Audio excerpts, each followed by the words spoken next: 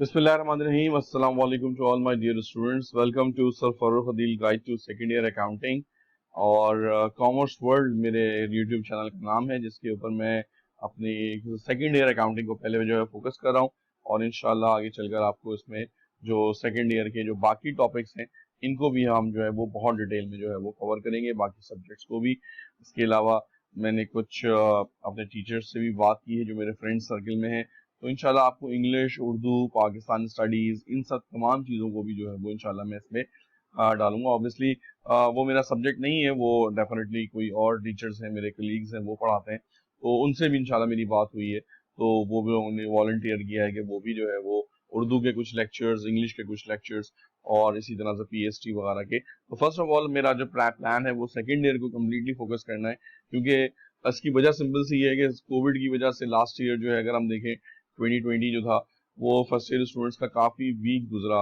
Classes कभी online कभी offline, तो अल्टीमेटली उनकी अकाउंटिंग की बेस जो है वो इतनी अच्छी नहीं है। 2021 में जो सेशन स्टार्ट हुआ है, आज अगर आप देखें तो that is today is 3rd of October, तो जो स्टार्ट हुआ है आपके पास डेज, तो उसमें फिर भी कुछ फिजिकल क्लासेस हो रही हैं, कुछ कोचिंग सेंटर्स खुले हुए हैं, कुछ पढ़ाई हो रही है कॉलेजेस के अंदर, तो फर्स्ट ईयर तो फिर भी थोड़ी बहुत बेस बन गई है या बन जाएगी। लेकिन सेकेंड ईयर के स्टूडेंट्स इस वक्त जो है वो बहुत ज्यादा प्रॉब्लम में है कि उन्होंने फर्स्ट ईयर जो है वो ऑब्वियसली इतनी अच्छी तरीके से नहीं पढ़ा। तो मेरे फर्स्ट प्रायोरिटी जो है वो अपने सेकेंड ईयर के स्टूडेंट्स हैं कराची आइट्स के, कि कराची में सेकेंड ईयर कॉमर्स का इंशाल्लाह जितना बच्चा है वो अगर इन लेक्चर सीरीज को फॉलो करेगा तो इंशाल्लाह उसको बहुत हेल्प मिलेगी। और इसी तरह से जब वो कॉलेज में या कोचिंग में आने के बाद रात में जब वो ये 15 मिनट की एक वीडियो देखेगा तो डेफिनेटली उसके अंदर भी एक कॉन्फिडेंस जो है वो जनरेट होगा। तो जनाब स्टार्ट करते हैं आज का लेक्चर की थोड़ी सी कुछ बातें। और आपके लिए पता ही है कि accounting is all about practice, जितनी ज्यादा आप प्रैक्टिस करेंगे अल्टीमेटली अकाउंटिंग आपकी उतनी ज्यादा जो है वो ब्रिलियंट होती चली जाएगी। So let's without wasting under time obviously कुछ इन्फॉर्मेशन मेरे हवाले से, और इसी में आपको बार बार कहता हूँ कि अगर किसी को भी किसी हेल्प की जरूरत है तो ही और she can contact me directly. अच्छा जी, आज का जो हमारा टॉपिक है लेसन नंबर 9 है। लेसन नंबर 9 हमारा जो है ये जर्नल लेजर के ऊपर बेस कर रहा है। अभी हम लोग फिक्स कैपिटल मेथड स्टार्ट किए थे, फर्स्ट एंट्री आज इससे पहले जो 2 लेक्चर्स थे वो फिक्स कैपिटल मेथड के ऊपर ही थे। फिक्स कैपिटल मेथड में मैंने आपको 2 चीजें कराई थी।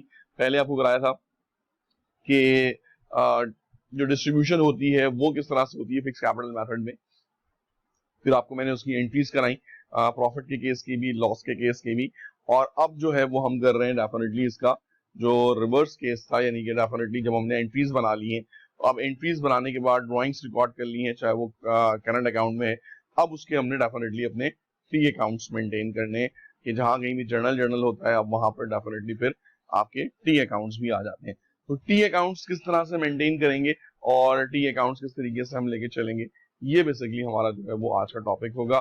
आज के टॉपिक में हम जर्नल लेजर्स को डिस्कस करेंगे करंट अकाउंट में। एग्जाम्स में अगर आप देखें पास्ट पेपर्स में तो कई दफा जो है वो पूछा गया है कि स्टूडेंट से कि आप करंट अकाउंट के जो है वो टी अकाउंट्स बना के दिखाएंगे वो किस तरीके से बनते हैं। तो आज हम एक सवाल क्लास में करेंगे और 2 सवाल में आपको जो है वो एज ए होमवर्क दूंगा ताकि आप उसकी प्रैक्टिस साथ साथ करते रहे पास्ट पेपर्स के थ्रू।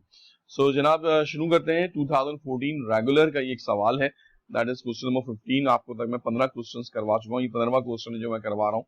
तो अल्टीमेटली इसी सीरीज को इसी तरह से फॉलो करेंगे, प्लेलिस्ट को फॉलो करेंगे, तो रोजाना अगर आप 2 सवाल भी करें तो इंशाल्लाह ये कि 8-10 दिन के अंदर एक चैप्टर बड़ी आसानी से आप वाइंड अप कर लेंगे। तो ज्यादा अपने ऊपर एक्सर्शन करने की जरूरत नहीं है, just go with the flow, और डेली बेसिस के ऊपर जो है वो आपने ये काम करना है। ऐसा ना हो कि एक दिन आपने सारी चीजें देख ली और अगले दिन आपने एक हफ्ते तक कुछ नहीं देखा। रोजाना 15 मिनट निकालिए और एक एक वीडियो को फॉलो करते जाइए, खुद ब खुद आपका चैप्टर जो है वो स्मूथली जो है वो सॉल्व होता चला जाएगा। अच्छा जी, अब इसमें देखिए यहाँ पे करना क्या है, इसमें आपने 3 काम कर 2 करने हैं, 3 काम करने हैं। एक आपने इनकम डिस्ट्रीब्यूशन समरी बनानी है, एंट्रीज रिकॉर्ड करनी है, और तीसरे पार्ट में आपसे कह रहे हैं कि setup T accounts for partners current account, make posting there and balance the accounts. ठीक है जी, तो आपने करंट अकाउंट के टी अकाउंट बनाने हैं, उसके अंदर पोस्टिंग्स करनी है और फिर उसकी प्रॉपर बैलेंसिंग भी करनी है। अच्छा, ये बैलेंसिंग का वर्ड अगर गिवन ना भी हो तो हमारा काम कंप्लीट नहीं होता जब तक कि हम बैलेंसिंग ना कर लें। तो बहुत से स्टूडेंट होते हैं उसे पोस्टिंग करके छोड़ देते हैं कि जी बैलेंसिंग तो पूछा ही नहीं गया। Balancing is a part of preparing a T account. तो जब तक आप उसको कंप्लीटली फॉर्मेट नहीं करेंगे, जब तक आप उसको कंप्लीटली बैलेंस नहीं करेंगे, डेफिनेटली वो टी अकाउंट जो है वो कंप्लीट नहीं होगा और एग्जामिनर के पास राइट होगा कि वो आपके मार्क्स डिडक्ट कर सकता है। अच्छा जी, सवाल पढ़ते हैं जल्दी से। Mister A and mister B form a partnership on September 1, 2013 with capital of 80 and 90,000। अच्छा जी, अब बिजनेस स्टार्ट हुआ है September 1, 2013 में, ये बात जहन में रखनी है। They agreed to share profit and loss in the ratio of 1:2, 1:2 का रेशो है। हालांकि कैपिटल 80-90 है, लेकिन उन्होंने रेशो 1:2 दे दिया। तो जो पार्टनरशिप डीड में दे दिया, अब हमने हर हालत में उसको सॉल्व करना है। The partnership agreement states that the salaries to be paid to Mr. A is rupees 3,000 per month and B is 2,500 per month. Interest is paid on their capital at 6% per annum. Bonus is given to Mr. B rupees 5,600. Total profit of the firm for the period ended 31st December 2013 was rupees 1,000. अब यहाँ पर देखिए वही वाली बात आ गई monthly adjustment की। Business आपका स्टार्ट हुआ है September 1 में और प्रॉफिट एंड लॉस की डिस्ट्रीब्यूशन हो रही है आपके पास December 31st को। तो इसका मतलब ये हुआ कि अभी जो एंटायर बिजनेस की लाइफ है वो सिर्फ 4 मंथ्स है, सितंबर, अक्टूबर, नवंबर एंड दिसंबर। तो इसी 4 मंथ्स के अंदर जो है वो आपने डिस्ट्रीब्यूशन बनानी है। 1,000 का टोटल प्रॉफिट है।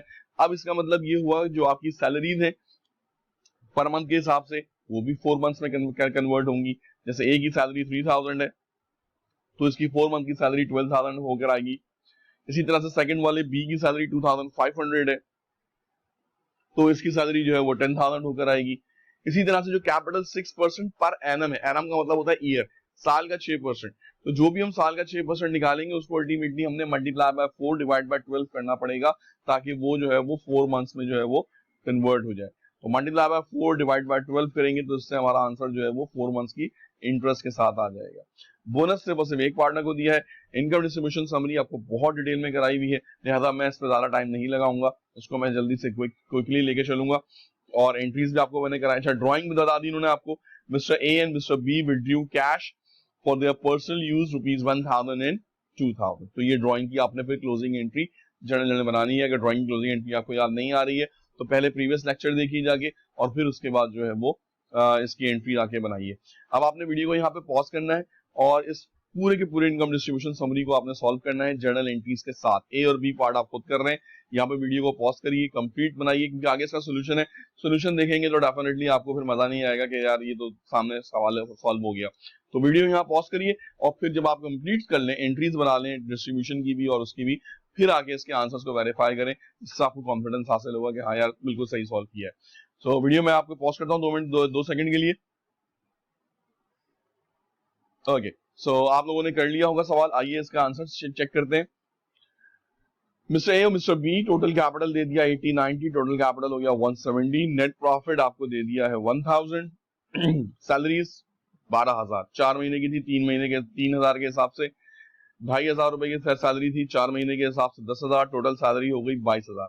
कंपनी के पास सिर्फ 1,000 का प्रॉफिट पड़ा था, 22,000 की डिस्ट्रीब्यूशन दे दी तो कंपनी का प्रॉफिट लॉस में कन्वर्ट हो गया 21,000 में। इंटरेस्ट 6% आपने देना है कैपिटल का। पहले आपने 80,000 का 6% निकाला, जो आंसर आया उसको मल्टीप्लाई बाय 4 डिवाइड बाय 12 करके कन्वर्ट कर लिया आपने 4 मंथ्स में। तो पहले पार्टनर का इंटरेस्ट आ गया 16,100, दूसरे पार्टनर का आ गया 1,800, टोटल हो गया आपका 3,400। टोटल वैल्यू आपके पास, कंपनी पहले से ही 21,000 के लॉस में थी, 3,400 की पेमेंट हमने और करनी पड़ी, तो now the loss extend to 24,400, add हो गई वैल्यू। प्रॉफिट के केस में जब हम डिस्ट्रीब्यूशन करते हैं तो वैल्यू लेस होती है, और लॉस के केस में जब हम डिस्ट्रीब्यूशन करते हैं तो लॉस इंक्रीज होना शुरू हो जाता है, तो वो ऐड होना शुरू हो जाता है। बोनस सिर्फ आपने दिया था बी को 5,600 रुपए का, ये आपका 5,600 का बोनस आ गया। टोटल लॉस हो गया आपके पास 30,000। रेशियो उन्होंने आपको दिया हुआ था 1:2 का, तो 30,000 का रेशियो जब आप 30,000 का लॉस दोनों में डिस्ट्रीब्यूट होगा तो वो एक पार्टनर को जाएगा 10,000, दूसरे पार्टनर को जाएगा 20,000, टोटल हो जाएगा आपका 30,000, और यहाँ पर आके आपका प्रॉफिट एंड लॉस बैलेंस 0 हो जाएगा। यहाँ पर आपके पास जो फिगर आएगी वो क्रॉस हो जाएगी, जो 0 हो जाएगी, बैलेंस में निल हो जाएगी।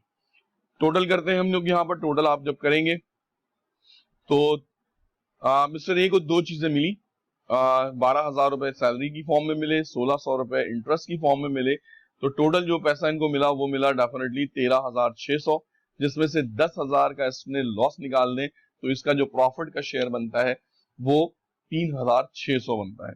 मिस्टर बी इसके बरक्स है ना, इनको 10,000 रुपए सैलरी की फॉर्म में मिले, 18,000 रुपए 1800 रुपए इंटरेस्ट की फॉर्म में मिले, बोनस की फॉर्म में 5,600 मिले, लेकिन लॉस में इनका रेशो ज्यादा था 1:2 में, तो लॉस भी इनको ज्यादा शेयर करना पड़ा, जिसकी वजह से इनको 2,600 का लॉस हुआ।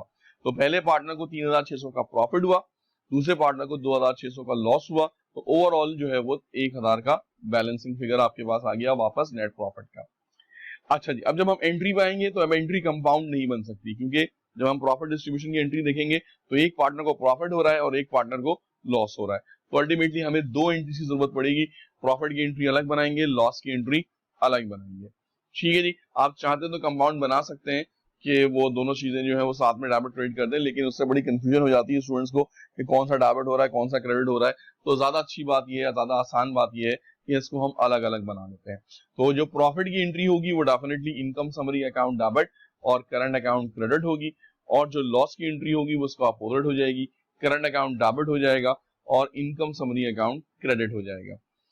उसके बाद हमने ड्राइंग को क्लोज करना है। याद रखिएगा दोनों पार्टनर्स ने ड्राइंग की थी, ड्राइंग उनके करंट अकाउंट को रिड्यूस करती है, तो करंट अकाउंट ए और बी डेबिट हो जाएंगे और ड्राइंग जो है वो आपकी क्रेडिट हो जाएगी। तो यहां तक तो हमारा प्रीवियस टॉपिक था। अब आते हैं जनाब आज के टॉपिक की तरफ, and the topic is very simple, T accounts. T accounts हमारे पास दो बनेंगे, एक जर्नल लेजर के अंदर current account of A and current account of B. पहले हम ए पे फोकस करते हैं। ए का करंट अकाउंट पहली एंट्री में अगर आप देखें तो 3,600 से क्रेडिट हो रहा है, और थर्ड एंट्री में देखें तो 1,000 से डेबिट हो रहा है। तो इसी के साथ हमने दो पोस्टिंग करनी है, क्रेडिट पोस्टिंग की हमने 3,600 इनकम समरी के रेफरेंस से, और डेबिट पोस्टिंग की हमने 1,000 ड्राइंग के रेफरेंस से। नाउ पोस्टिंग करते हैं करंट अकाउंट ऑफ बी की। बी का अकाउंट देखें डेबिट हो रहा है 2,600 से इनकम समरी के रेफरेंस से, और फिर दोबारा डेबिट हो रहा है 2,000 रुपए ड्राइंग के रेफरेंस से। तो इसका मतलब बी की दोनों पोस्टिंग डेबिट साइड पर आएंगी। 2,600 रुपए इनकम समरी के रेफरेंस से आ गया जो लॉस हुआ था इसको, 2,000 रुपए की इसकी ड्राइंग आ गई। अब आपने फुटिंग कर ली, दोनों साइड्स को देखा आपने जनाब, 3,600 इधर की है, 1,000 डेबिट है। तो फुटिंग का रूल ये है कि डेबिट क्रेडिट की जो बड़ी साइड होती है वो दोनों तरफ जो है आपने लिखनी होती है, और फिर बड़ी साइड में से छोटी साइड माइनस करके बैलेंसिंग फिगर डाल देते हैं। तो ये आपका बैलेंसिंग फिगर आ गया, दैट इज 2,600। 31 दिसंबर 2,600 था, तो ब्रॉड डाउन होकर क्रेडिट साइड पर आ गया 2,600। इसका मतलब ये पॉजिटिव बैलेंस है इसके पास, इसका मतलब कंपनी की तरफ इसके 2,600 की इक्विटी बनती है। When it comes to current account of B, current account of B debit balance show करेगा, क्योंकि इसके डेबिट साइड बड़ी है, तो बैलेंसिंग फिगर जो है वो क्रेडिट साइड पर आ जाएगी 4,600, और इसी तरह से बैलेंस ब्रॉड डाउन 4,600। ये जो मेरा ब्लैक है ये दरअसल आपकी पेंसिल है, तो फुटिंग एंड बैलेंसिंग जो है वो पेंसिल से करनी है आपने। इसका मतलब देखिए करंट अकाउंट ऑफ बी का मतलब क्या हुआ कि अब 4,600 डेट में है बी कंपनी के, यानी ये पैसे उसको जो है वो वापस करने होंगे, या दूसरे लफ्जों में कि अब इससे इंटरेस्ट लिया जाएगा, क्योंकि इसने अल्टीमेटली इसका कैपिटल, इसका करंट अकाउंट जो है वो नेगेटिव है। पॉजिटिव में इंटरेस्ट दिया जाता है, नेगेटिव में इससे इंटरेस्ट लिया जाएगा इसकी ड्राइंग के ऊपर।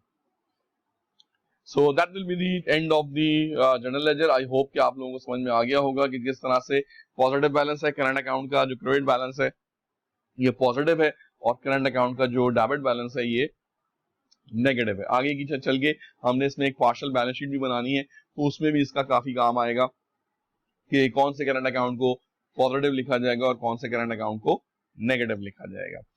दो सवाल मैं आपको होमवर्क में दे रहा हूं। पहला सवाल तो बिल्कुल सिंपल सा है, आसान सा है, कोई इसमें फर्क नहीं है, इट्स वेरी सिंपल वन। और दूसरे सवाल में छोटी सी ट्रिक है, इसको थोड़ा सा पॉज करके पहले सॉल्व करिए। लॉन्ग क्वेश्चन था ये, 2018 रेगुलर का 15 मार्क्स का सवाल आया था। It's a very simple one, और बहुत आसानी से स्टूडेंट्स ने इसको कर लिया था। सेकंड क्वेश्चन में एक छोटी सी ट्रिक इन्होंने यहाँ पर आपको दी, जरा देख लीजिएगा जल्दी से 30 सेकंड्स के अंदर। बिजनेस उन्होंने स्टार्ट कराया अप्रैल 1, 2010 से, और जो प्रॉफिट दिया है वो दिया है दिसंबर 31, 2011 का। इसका मतलब ये हुआ कि अप्रैल में 2010 में बिजनेस स्टार्ट किया, तो उसकी पहली क्लोजिंग दिसंबर 31, 2010 में हो गई होगी, जब ही उनके करंट अकाउंट के बैलेंस आ रहे हैं। इसका मतलब ये जो प्रॉफिट है ये पूरे 12 महीने का प्रॉफिट है, तो इसके अंदर हम मंथली एडजस्टमेंट नहीं करेंगे, जबकि पूरा 12 महीने सॉल्व करेंगे। जहां जहां सैलरी आ रही होगी 4,000 पर मंथ, तो डेफिनेटली आपने पूरी 12 महीने की सैलरी देनी है। इसी तरह से जब आप इंटरेस्ट देंगे तो 6% पर एनम पूरे साल का इंटरेस्ट देंगे, क्योंकि ये पूरे एक साल का अकाउंट है। आई होप आपको समझ में आ गया होगा। So that will be the end of the lesson. आज की क्लास में हमने टी अकाउंट्स देखे, आई होप कि आपको समझ में आ गया होगा। अल्लाह हाफिज, टेक केयर।